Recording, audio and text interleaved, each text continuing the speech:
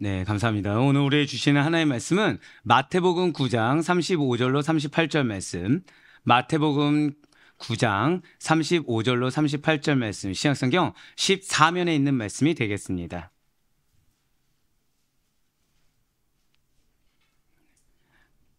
마태복음 9장 35절로 38절 말씀, 신약성경 14면에 있는 말씀이 되겠습니다. 자, 우리 말씀 한 절씩 교독하신 후에 마지막 38절 말씀은 한 목소리 합독하도록 하겠습니다. 제가 먼저 35절 말씀 읽겠습니다.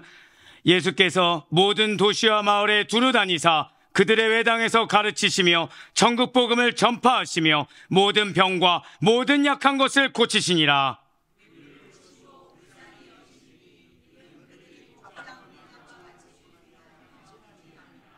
이에 제자들에게 이르시되 추수할 것은 많되 일꾼이 적으니 그러므로 추수하는 주인에게 청하여 추수할 일꾼들을 보내주소서 하라 하시니라. 아멘. 할렐루야. 네, 주님께 사랑하시는 우리 모든 주의 권속들을 주님을 환영하고 축복합니다. 한 주간 어떻게 평안하게 잘 지내셨습니까? 역시 처음에 아멘에 비해서 많이 줄어드셨군요. 자, 우리 좌우 옆에 있는 분한테 좀 이렇게 인사하시고 좀 시작하셨으면 좋겠어요. 주님께서 함께 하십니다. 자, 우리 한 번 더 인사하실 때 우리는 주님의 어린 양입니다. 자, 우리 한 번만 더 인사합시다.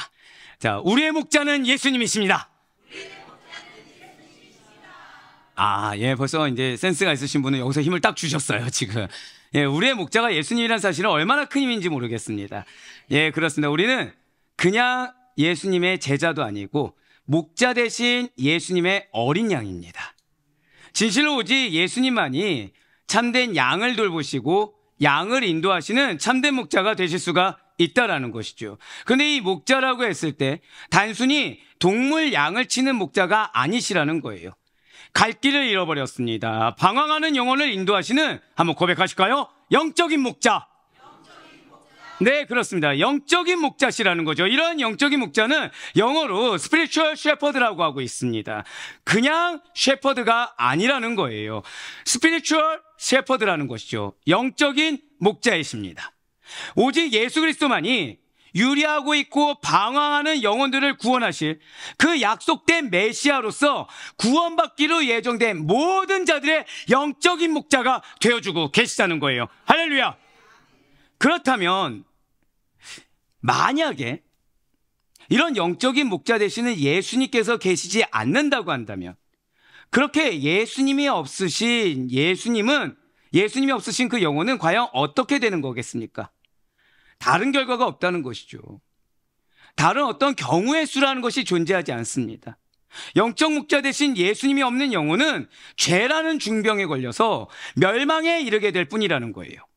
그렇습니다. 예수님을 통해 죄사함을 받지 못하게 된다고 한다면 그 영혼은 죄라는 영혼의 병에서 결코 치유받을 수가 없는 것입니다. 그래서 구원에 이르지 못하게 돼요. 결국 사망하게 된다는 것이죠. 그렇기 때문에 죄에 빠진 인류는 영혼의 목자 되시는 예수님을 반드시 만나야 한다는 것입니다. 단순히 만나는 것에서 그치는 것이 결코 아니에요. 예수님을 제대로 믿고 그 삶을 반드시 새롭게 변화봐야 된다는 것이죠. 또한 삶의 변화뿐만 아니라 사망과 죄에서 영생과 구원으로 인도함을 받아야 된다는 것입니다.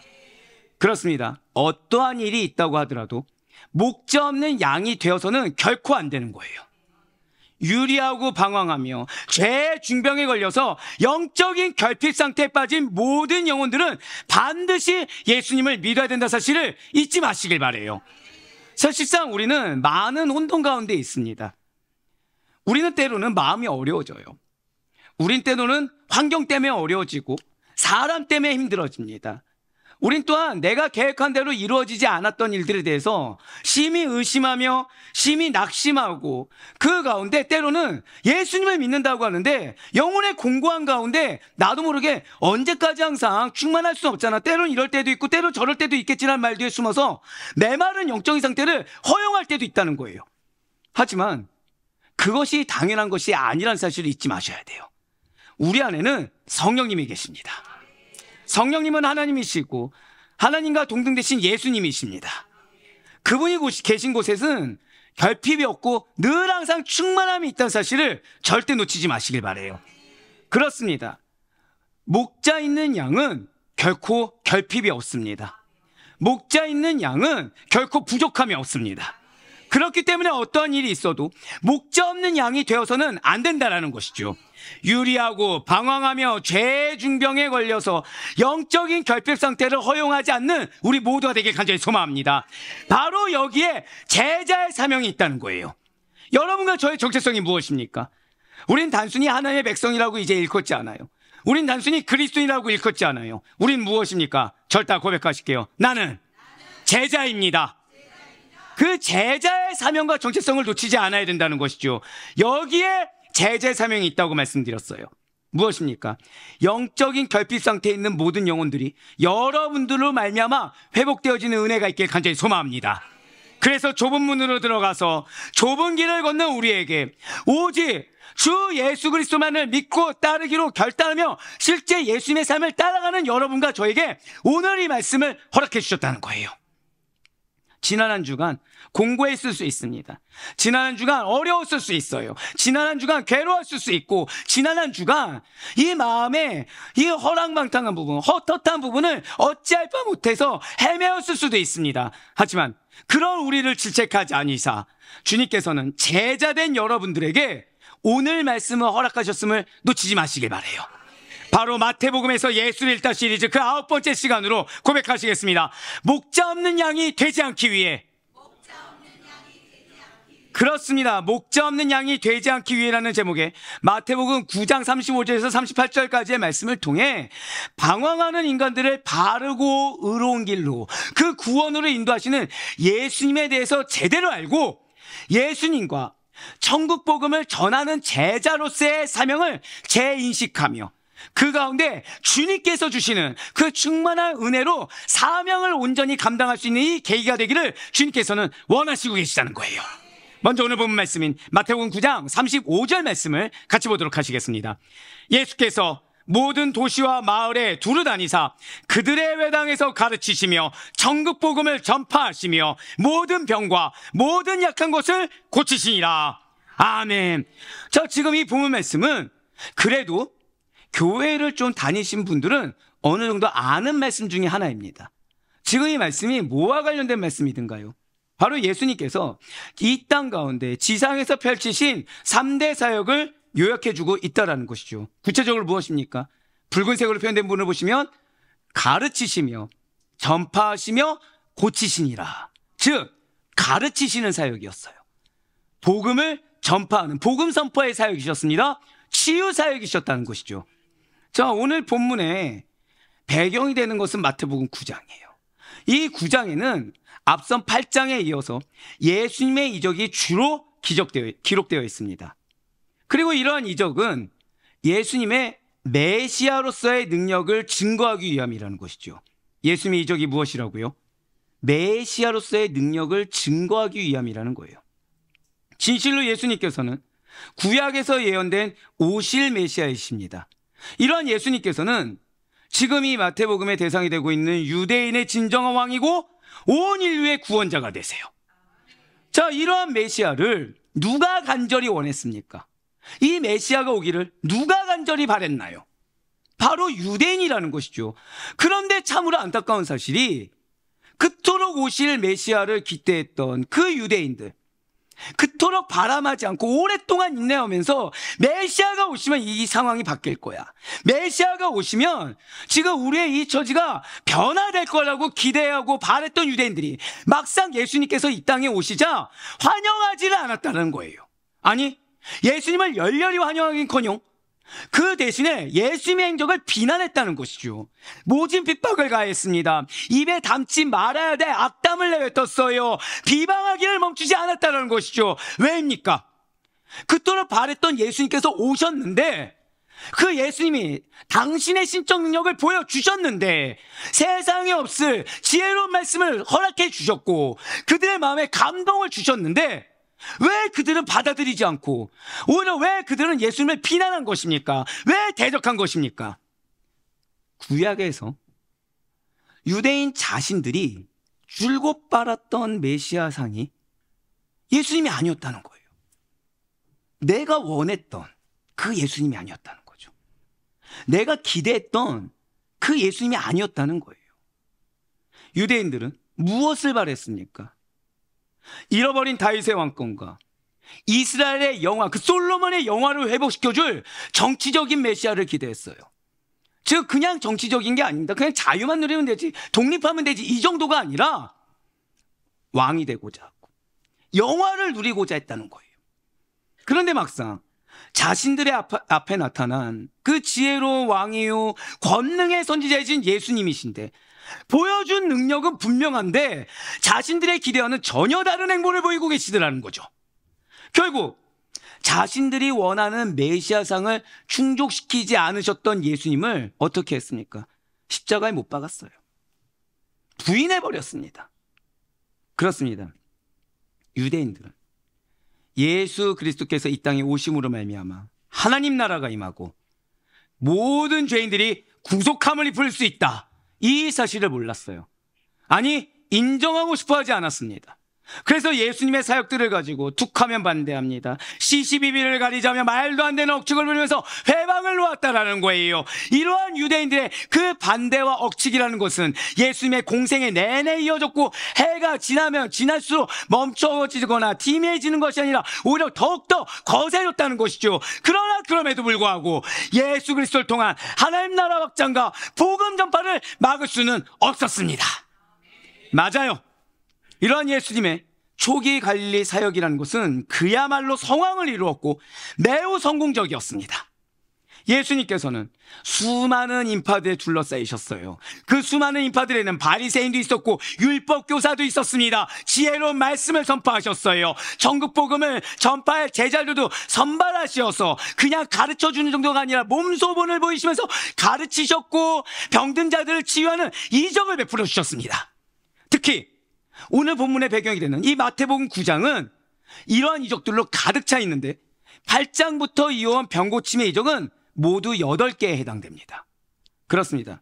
지금 마태는 마태복음 8장과 9장에서 총 9개의 이적을 집중적으로 소개하고 있어요. 그런데 제가 방금 전에 병고침의 이적이 몇 개라고 말씀드렸습니까? 8개라 말씀드렸죠. 예, 바다를 잔잔하게 했던 이적 외에는 마태복음 8장부터 9장까지 병고침의 이적이 8개가 나열되어 있다는 거죠. 왜입니까?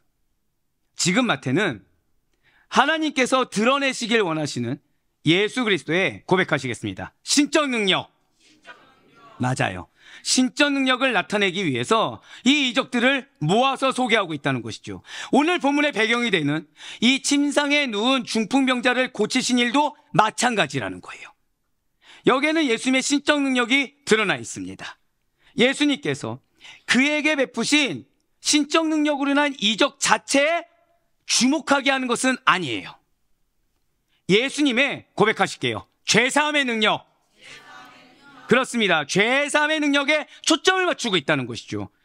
9장 처음에 나온 바로 이 중풍병자 치유 이적을 보시면 예수님께서 베푸신 그 이적보다 예수님께서 가지신 죄사함의 권세를 더욱더 부각시키고 있다는 사실이 확연하게 드러나고 있다는 것입니다. 마태복음 9장 2절의 말씀입니다.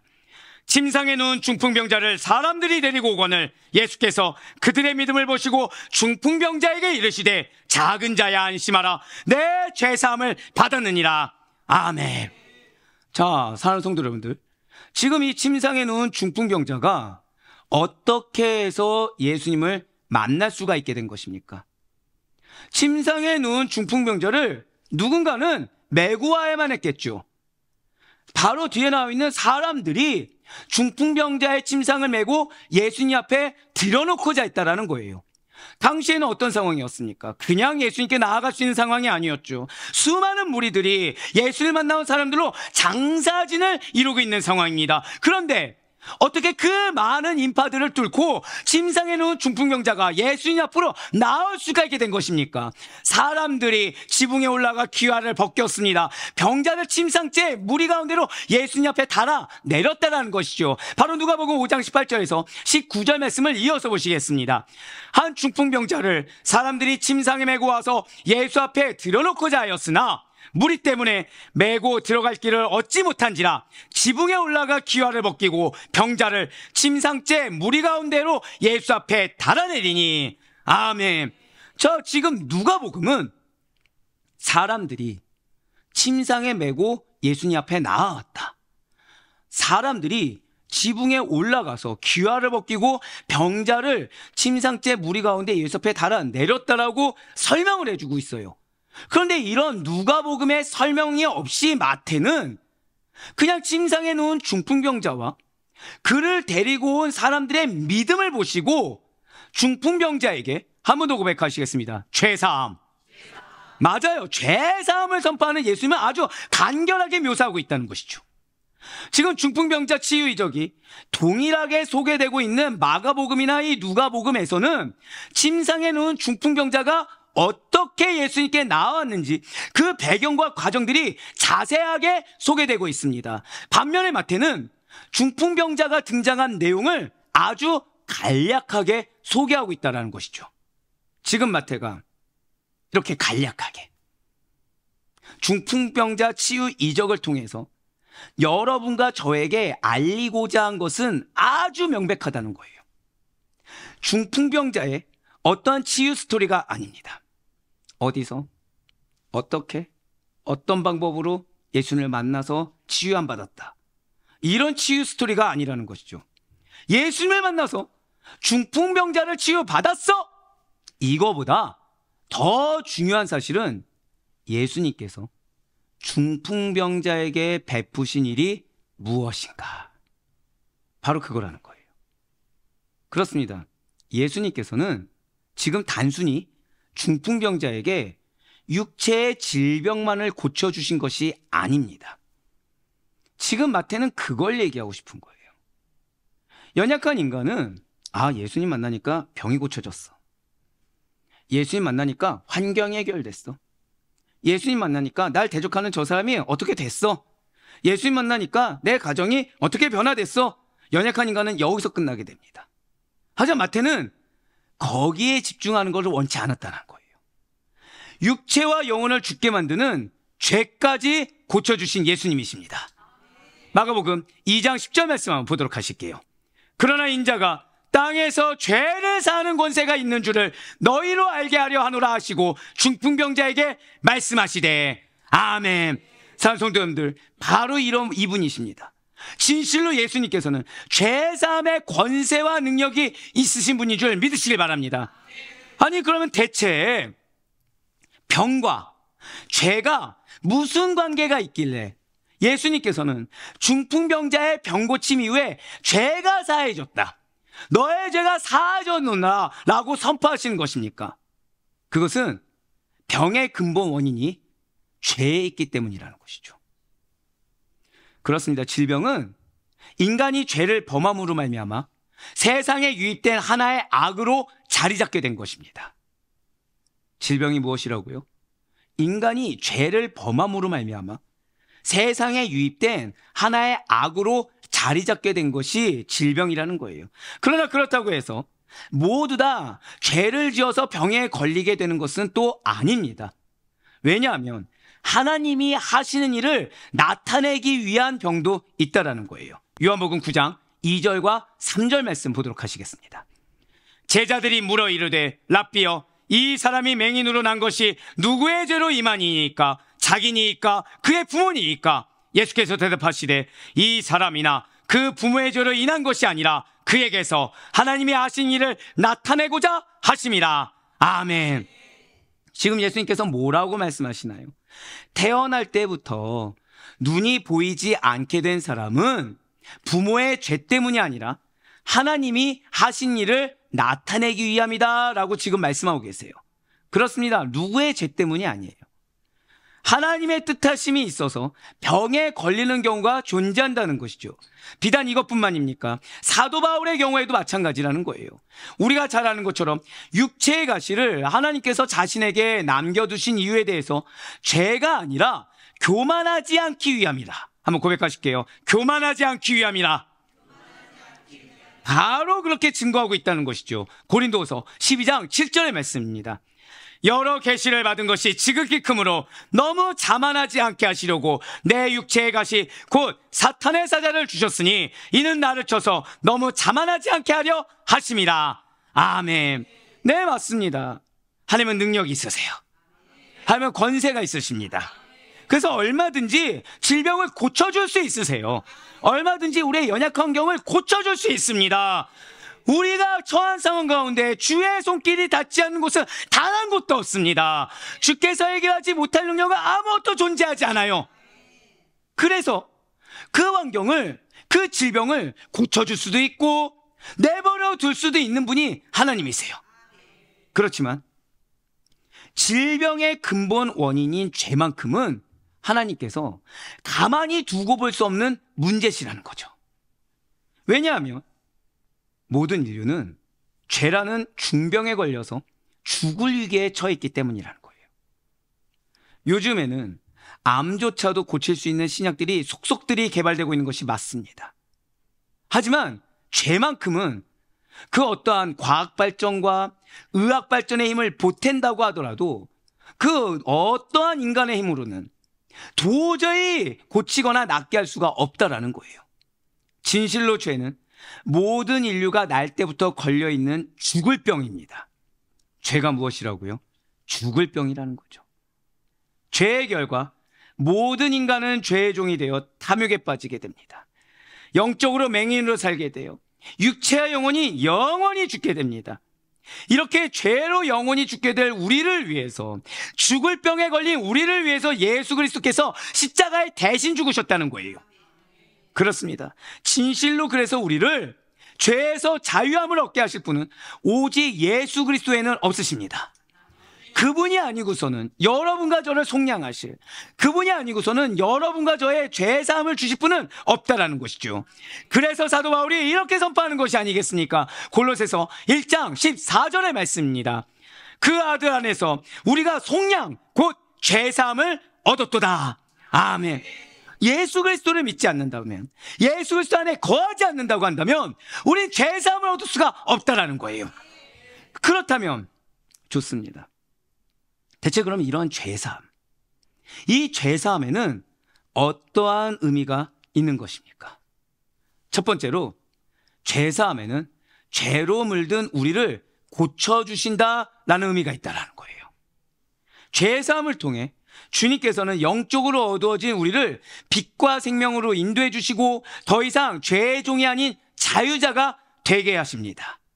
그리고 두 번째로 허물을 도말하여 주시사 죄를 기억하지 아니하신다는 거예요. 죄사함에는 우리의 모든 허물을 도말하여 주시고 우리의 죄를 기억하지 않는다라는 것이죠. 자, 마지막으로 죄사함은 긍휼히 여김으로 용서하신다라는 뜻도 가지고 있습니다. 자, 이에 대해서 그래서 이사야 선지자는 우리에게 이렇게 말씀을 증거하고 있다는 거예요. 이사야 55장 7절의 말씀입니다. 악인은 그의 길을, 불의한 자는 그의 생각을 버리고 여호와께로 돌아오라. 그리하면 그가 긍휼히 여기시리라. 우리 하나님께로 돌아오라. 그가 너그럽게 용서하시리라. 아멘. 우리의 죄를 기억하지 아니하세요. 긍휼히 여김으로 용서해 주십니다. 그것도 너그럽게, 넉넉하게 용서해 주세요. 진실로 우리 주님께서는 죄 지은 자를 불쌍히 여겨주십니다. 그래서 우리가 제일 어리석은 게 나의 죄를 이렇게 조금이라도 감해보고자, 나의 죄를 감춰보고자 핑계를 대고 타협을 하고 모른 척을 하는 것이 가장 어리석다는 거예요. 모든 것을 아시는 하나님이신데, 내 마음을 감찰하시는 하나님이신데, 우리의 일거수일투족까지 다 아시사 우리의 모든 삶을 내가 알 수 없는 크고 은밀한 비밀의 계획으로 계획하고 인도하시고 섭리하신 하나님이신데, 그 전지하신 하나님 앞에서 숨겨봤자 무엇이 소용이 있겠습니까? 주님께서는 기다리고 계신다는 거죠. 나의 죄를 솔직하게 인정하고 고백하며 회개하고 주님께로 돌아오기를 기억하고 계시다는 거예요. 그렇게 돌아가면 그분께서는 당신의 자비하심과 긍휼하심의 은혜를 베풀어서 용서해 주시사 사랑으로 감싸 주신다는 사실을 반드시 놓치지 마시길 바라겠습니다. 그렇습니다. 예수님께서는 바로 이 죄라는 죽을 병에 걸린 영혼들을 불쌍히 여기시고 그러한 자들을 긍휼의 마음으로 보듬어 주기를 원하셨어요. 그래서 당신의 지상 사역과 함께 다른 어떠한 것이 아니라 천국 복음을 선포하셨다는 것이죠. 예수님께서는 죄의 노예가 되어서 연약해졌고 질병에 노출되어 고통 속에 신음하는 그 영혼들에게 죄의 사함을 베풀어 주시사 참된 자유와 구원을 주시기를 원하셨다는 거예요. 진실로 우리 주님께서는 그때나 지금이나 변치 않고 죄로 고통받으며 죄의 속량을 갈망하는 영혼들을 불쌍히 여기는 마음을 가지고 계심을 잊지 마시길 바라겠습니다. 오늘 본문인 마태복음 9장 36절의 말씀을 보도록 하시겠습니다. 무리를 보시고 불쌍히 여기시니 이는 그들이 목자 없는 양같이 고생하며 기진함이라. 아멘. 자, 지금 목자 없는 양이 어떻게 된다고요? 고생하고 기진한다는 거예요. 사랑하는 성도 여러분들, 우리는 사실 알게 모르게 사단의 미혹에 많이 현혹되어 갑니다. 주님께서는 부족함이 없으시죠. 우리는 때로는 내가 곤고해진 상태, 내가 신앙이 메말라져 있는 상태, 신앙이 차가워져 있는 상태, 낙심한 상태, 어려운 상태, 힘든 상태, 불만 있는 상태, 이런 것들이 인간적으로 당연히 있을 수 있다고 착각을 한다는 거예요. 근데 지금 말씀을 보세요. 목자 없는 양과 같이 기진해진다는 거죠. 지친다는 것입니다. 곤고해진다는 거예요. 메말라진다는 것입니다. 한치 앞을 알지 못하고 헛된 노력 끝에 실족하게 되고 낙심하게 된다는 거예요. 누가요? 고백하실게요. 목자 없는 양. 즉 나도 모르는 사이에 내가 목자 없는 양같이 되어 있다고 누가 앞에 고백하고 있어요? 나는 주님 앞에 계속 고백하고 있는 거예요.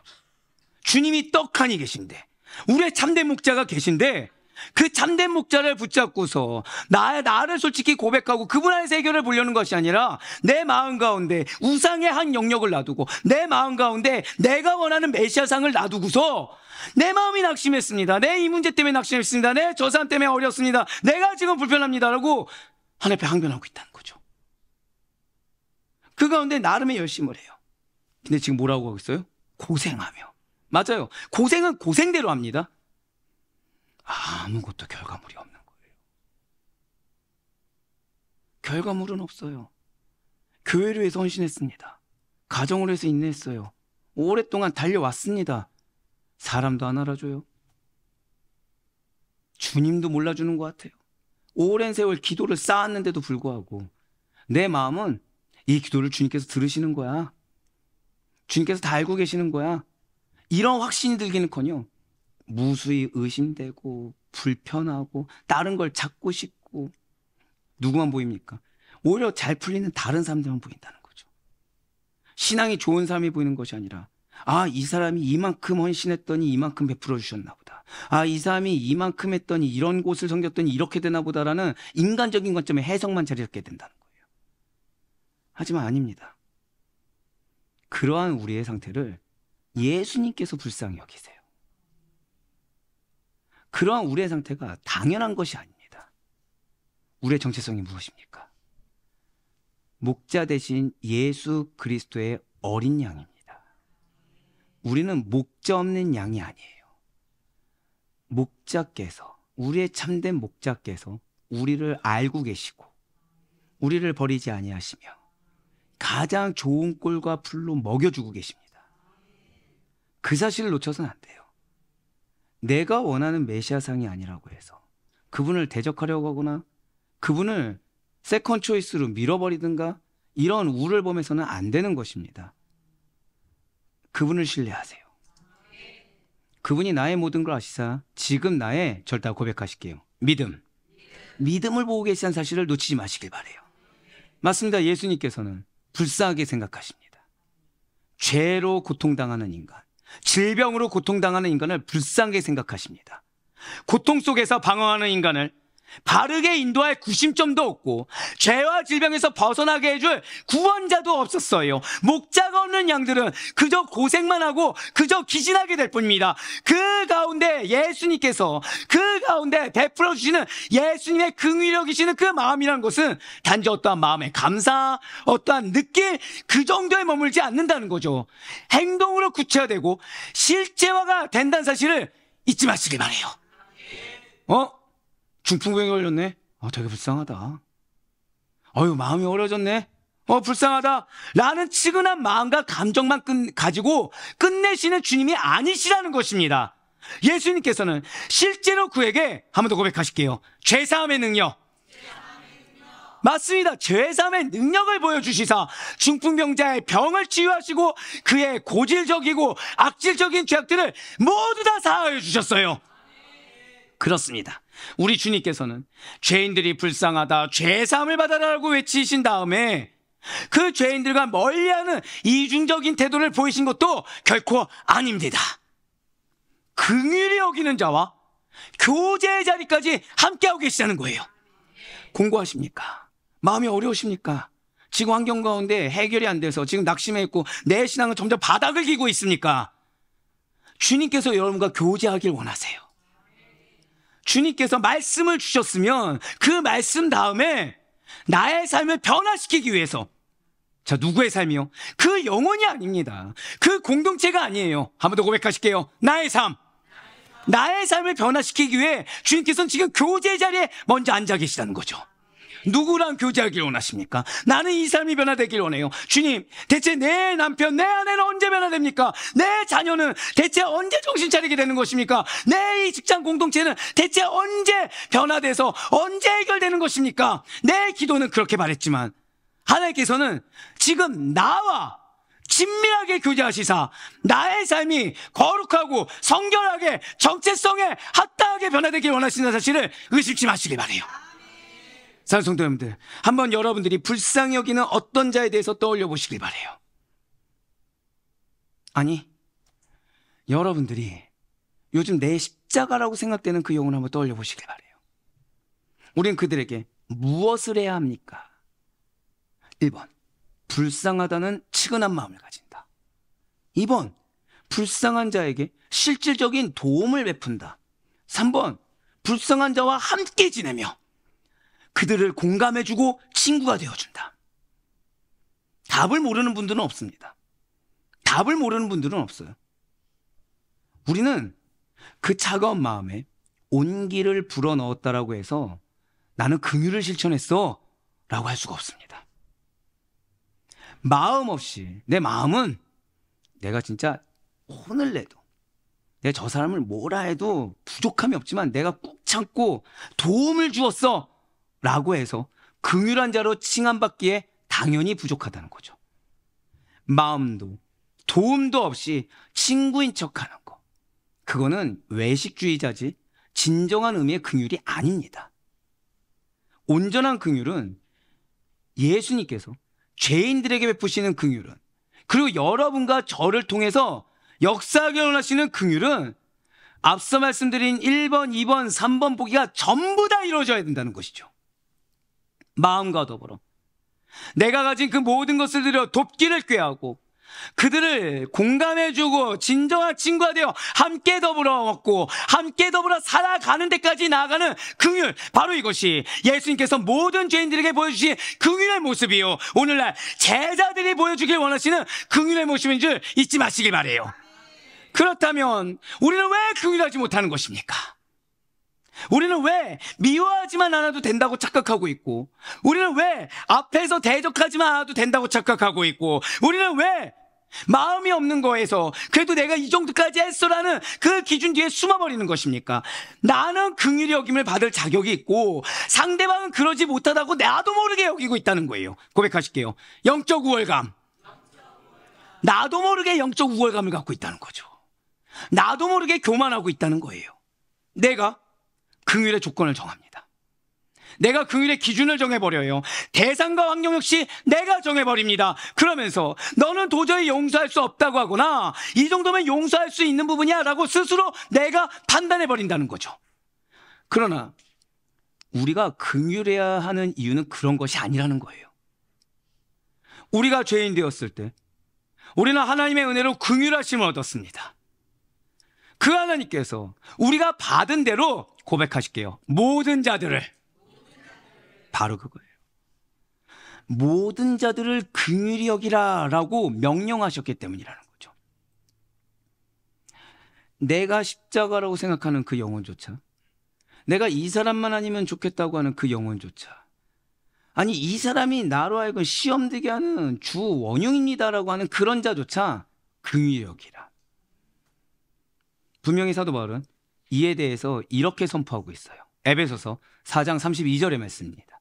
서로 친절하게 하며 불쌍히 여기며 서로 용서하기를 하나님이 그리스도 안에서 너희를 용서하신가 같이 하라.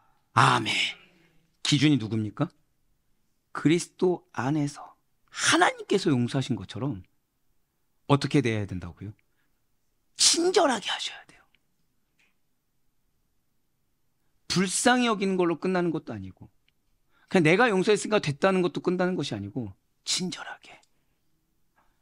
원어로 보시면 이 친절 안에 뭐가 있겠습니까? 사랑이 있어요. 사랑하셔야 돼요. 왜요? 내가 그 사랑받았으니까. 목사님, 저 사람은 날 사랑하지 않는데요? 아니, 그게 교만이라니까요. 누가 나한테 무엇을 했다, 대가성이 아닙니다. 하나님이 날 사랑해 주셨어요. 하나님께 받은 사랑이 너무 큰 겁니다. 그 내가 하나님께 받은 사랑을 우리가 황금 유래를 들었던 것처럼 그대로 대접해 주는 것뿐이에요. 진실로 죄의 용서함을 받은 우리들에게 주님께서는 누군가의 죄를 용서하고 그와 친구가 되어주라고 명령하셨습니다. 오늘 본문에서 중풍병자를 고치신 예수님께서는 자신에게 죄사함의 권세가 있음을 선포하신 데 이어 이제 친히 죄인들과 교제하심으로 말미암아 용서의 본이 무엇인지를 구체적으로 보여주셨다는 거예요. 죄를 용서해 주신 예수님께서 죄인들과 친구가 되어주심으로 죄사함의 권능이 어떻게 기적적으로 죄인들의 삶의 모습까지 변화시켜 주시는지를 알게 해주셨다는 것이죠. 절대 고백하실게요. 기적의 변화, 그거를 보여주셨다는 거예요. 우리는 기적을 믿지 않습니다. 아이러니하죠. 내가 구원받은 것이 기적인데 내 삶 가운데 기적이라는 것은 그냥 이건 말씀일 뿐이지 내 삶 가운데 기적이 없다고 생각해요. 사람 변합니까? 안 변합니까? 예, 벌써 이렇게 나오는 거죠. 나도 모르는 사이에 어떻게 돼 있어요? 안 변한다가 있어요. 근데 지금 주님께서는 계속 뭐라고 하시죠? 그 사람 내가 너한테 붙여준 사람이야. 여러분들 머릿속에 그 껄끄러운 삶을 붙여주셨다는 거예요. 근데 지금 그 사람이 변한다는 거예요? 안 변한다는 거예요? 기적과 같이 변한다는 거예요. 아까는 안 변한다더니. 네. 지금 주님께서는 우리가 믿지 않는데, 당사자인 내가 믿지 않는데 무엇을 통해 역사하시냐는 거예요. 주님 무엇으로 역사하십니까? 믿음을 통해 역사하십니다. 내 생각으로 역사하는 것도 아니고 내 계획으로 역사하는 것도 아니에요. 우리 옆에 있는 분한테 이렇게 인사합시다. 우리 침노합시다. 네. 침노하세요. 침노하세요. 내가 제한 두지 마시고. 만약에 이 앞에 이제 명절이니까 떡이라고 하고 싶지만 아무도 탐내지 않을 것 같아서 이 앞에 한 보따리가 있는 거예요. 보따리가 있는 겁니다. 근데 이 보따리 안에 제가 이 안에 1억이 있습니다 라고 했어요. 와서 가져가시면 됩니다 했습니다. 두 부류로 나눠지겠죠. 목사님 무슨 돈이 있어서 1억이 여기 있겠어, 그냥 말일 거야 라고 생각하는 사람이 있을 거고, 누군가는 설마 하는 사람이 있을 거고, 누군가는 목사님이 거짓말 할 리가 없어, 그래 저건 1억일 거야 라고 믿는 사람이 있을 것입니다. 여러분들 어느 쪽이십니까? 이야, 이럴 때는 또 믿습니다가 나오네요. 자, 그런데 이제 여기서 또 믿습니다에서 두 부류로 나눠지는 거죠. 한 부류는 설마 1억일까? 목사님 돈이 어디 있어서 1억까지는 아닐 거야. 그래, 몇만 원 있겠지. 한쪽은 목사님 거짓말할 리가 없어. 1억 전부 다 있을 거야. 평소에 믿음대로 됐죠, 다. 네. 마찬가지예요. 주님은 여러분들 삶 가운데 기적의 변화를 안겨주기를 원하십니다. 근데 내가 믿지 않는다는 거예요. 내가 믿지 않고 내가 주님과 교제하지 않으니 그 영혼이 변화될 리는 만무하다는 거죠. 내가 기도한다고 합니다. 내가 원하는 예수 그리스도의 상으로 기도하고 있다는 거예요. 주님이 나에게 뭘 원하시는지 듣는 거를 귀 기울이지 않습니다. 그저 내가 바라는 것만 주장하고 있다는 거죠. 그러니 주님께서 지금 나를 통해 어떻게 역사하길 원하시고 어떤 방법으로 이루길 원하시며 어떤 계획이 있는지를 알 리가 만무하다는 거예요. 그러니 우리가 어떻게 됩니까? 기진하게 된다는 거죠. 목자가 있는데 목자에 대한 관심을 두지 않고 전혀 딴 방향 보고 딴 길로 걸어가니 목자 없는 양처럼 고생만 하다가 기진하게 된다는 것입니다. 하지만 아니에요. 주님은 여러분들을 기다리고 계십니다. 여러분과 교제하길 원하시고 여러분들의 삶을 통해 역사하길 원하시며 그런 여러분들의 삶의 역사를 통해 반드시 누군가가 예수 그리스도를 믿고 변화되기를 원하시고 계십니다. 그 영혼들은 어떤 영혼들입니까? 바로 죄인들의 삶의 모습까지 변화시켜주는 그 주님의 역사를 경험할 자들이라는 거예요. 이러한 내용이 예수님께서 세리 마태를 부르시고 마태의 집에서 죄인들과 식사하신 일에 잘 나타나 있다는 것이죠. 마태복음 9장 9절에서 10절까지의 말씀입니다. 예수께서 그곳을 떠나 지나가시다가 마태라는 사람이 세관에 앉아 있는 것을 보시고 이르시되 나를 따르라 하시니 일어나 따르니라. 예수께서 마태의 집에서 앉아 음식을 잡수실 때에 많은 세리와 죄인들이 와서 예수와 그의 제자들과 함께 앉았더니 아멘. 지금 예수님께서는 마태를 부르셨습니다. 지금 예수님께서는 세리 마태를 부르셨습니다. 지금 예수님께서는 당시에 로마 정부 앞잡이가 되어서 이스라엘 백성들의 돈을 수탈하여 로마에 바치는 민족의 배신자 세리 마태를 제자로 부르셨습니다. 이 마태는 어떤 자입니까? 상당한 교육을 받아서 지적으로 예리하다는 표현이 맞을 정도의 자였어요. 어떠한 계산이나 장부 관리에도 굉장히 탁월했습니다. 언어는 어떻습니까? 아람어, 헬라어, 히브리어 등 적어도 3개국어에 능통해서 헬라인과 로마 사람과도 쉽게 의사소통하는 자가 바로 마태였습니다. 혹시 여러분들의 자녀 가운데 문과와 이과를 병행해서 해도 가능한 능력자가 있으십니까? 아멘 누구시죠? 아멘 누구시죠? 네. 자, 그러니까 오늘날로 따지면 능력자라고 일컬어지고 사회 엘리트로 인정받았을 것입니다. 왜냐하면 수학, 과학, 언어 다 탁월한 거죠. 못하는 게 없는 거예요. 그것도 어떻게 해요? 능통하게. 예, 오늘날은 엄청난 인정을 받고 성공한 자가 마태였을 것입니다. 하지만 당시의 동족인 유대인들에게는 그렇지 않았다는 거예요. 그저 비난의 대상에 불과합니다.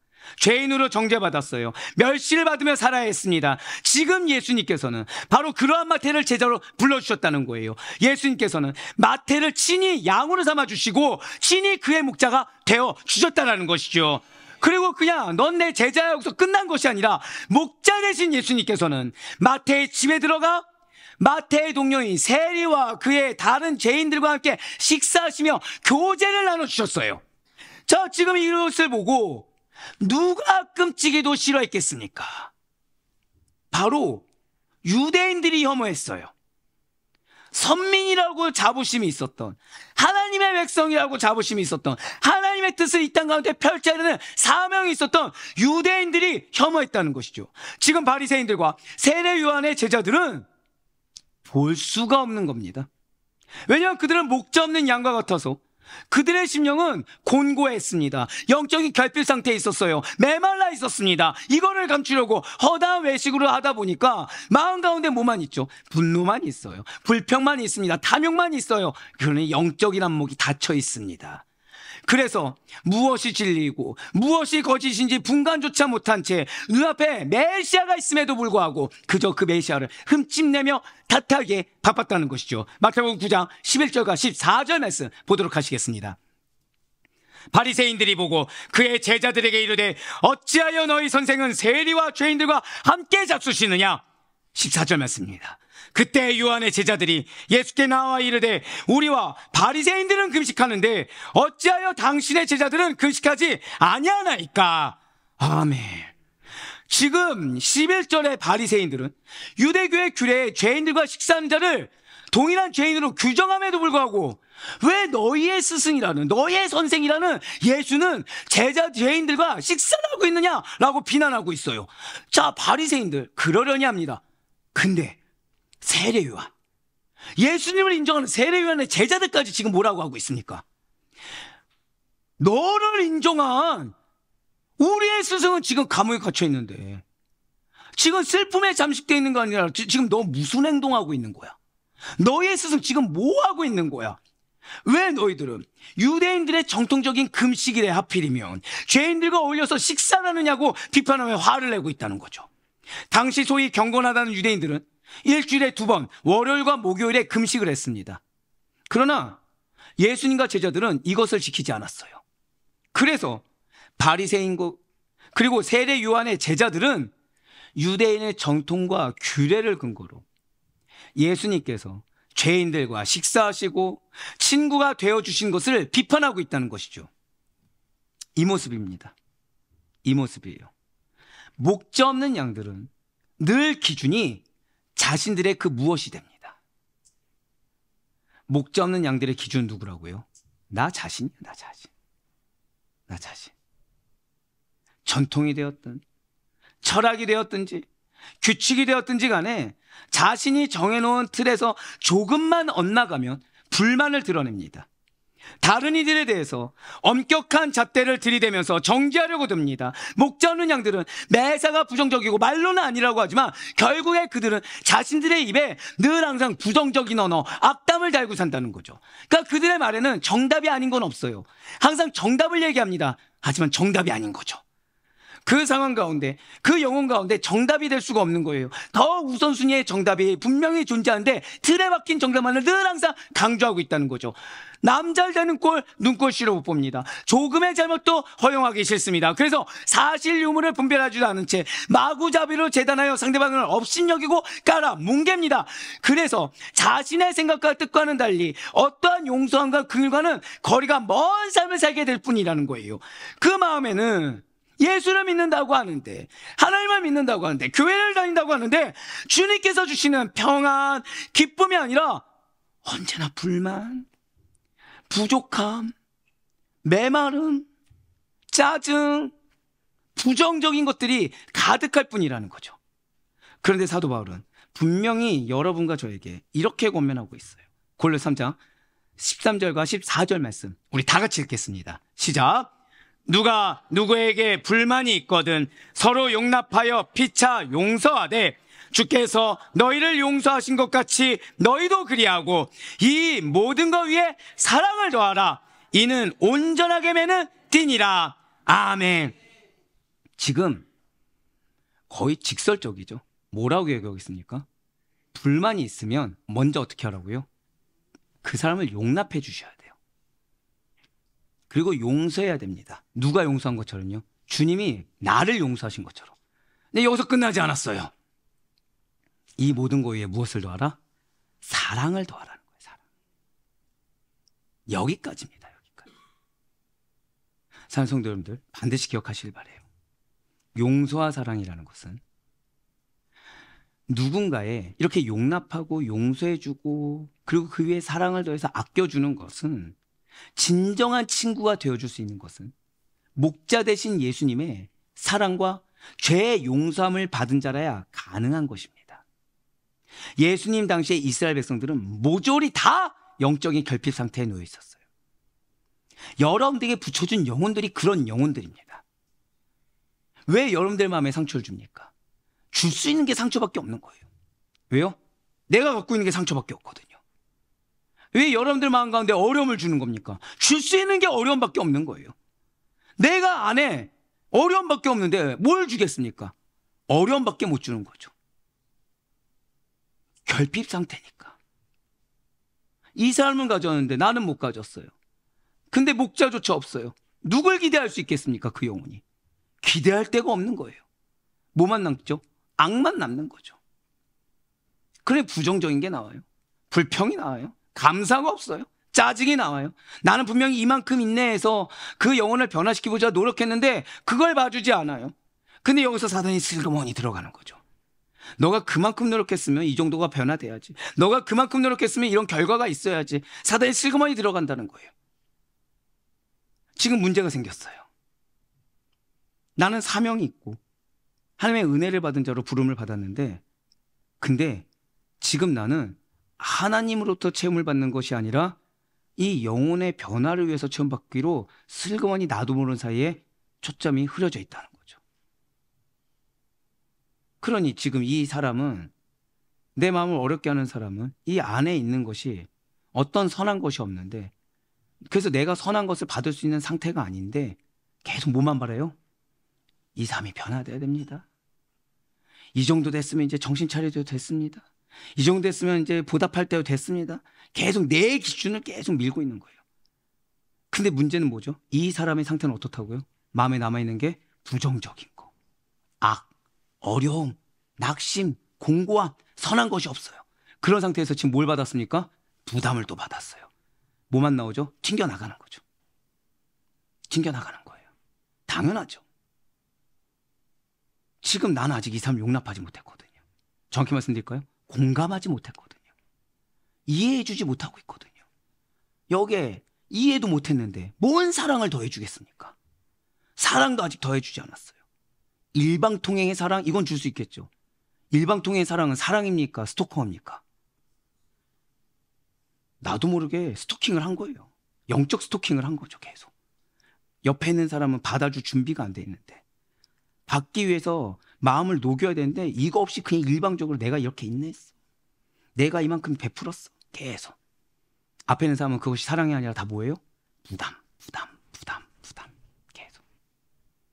근데 나는 일방적으로 이만큼 줬으니까 이제 어떤 단계가 됐다고 스스로 판단해요? 돌려받을 때가 됐다고 판단한 거죠. 아니에요. 영적 결핍 상태입니다. 나를 통해 예수를 만나야 됩니다.